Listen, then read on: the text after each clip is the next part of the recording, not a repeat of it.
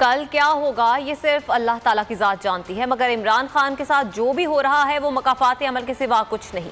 मरियम नवाज का ट्वीट, लिखा कि कुर्सी जाती देखकर मैं छोड़ूंगा नहीं जैसी बाजारी ज़बान इस्तेमाल नहीं की। इमरान खान को देखकर इबरत होती है।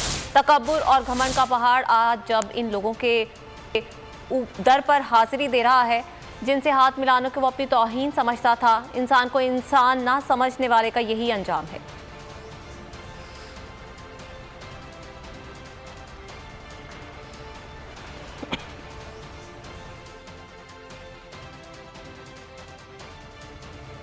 अड़तालीस घंटे पूरे होने से पहले तहरीक अदम एतमाद पेश कर दी जाएगी।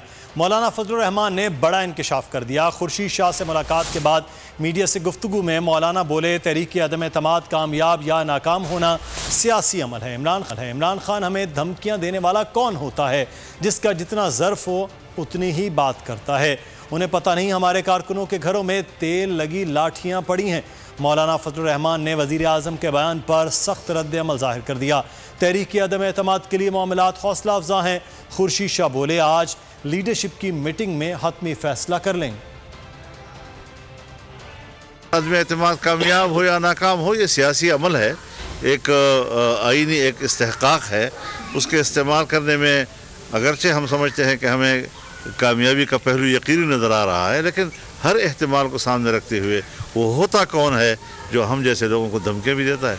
उनको पता नहीं है कि हमारे कारकुनों के घरों में भी लाठियाँ जो हैं वो तेल के अंदर पड़ी हुई हैं और हर मुकाबला करने के लिए वो तैयार है। जिन हालात से हम गुजर रहे हैं ये वो हालात हैं कि शायद पब्लिक भी हमारे माजी की जो कुछ यादें हैं उसको दोहराने को पसंद नहीं करेंगे। हम एक ही चीज़ है, दावत बिल्कुल उनके पास है हमारी, मगर इससे पहले कि वो शरीक हों आज मीटिंग होगी, उसमें ये बातें भी तय हों। एतमाद का वोट के लिए नहीं कहा जाता और तहरीक अदम एतमाद ही हो सकती है। आज मीटिंग हो रही है हमारी लीडरशिप की और सीनियर्स की, उसमें फैसला हो जाएगा।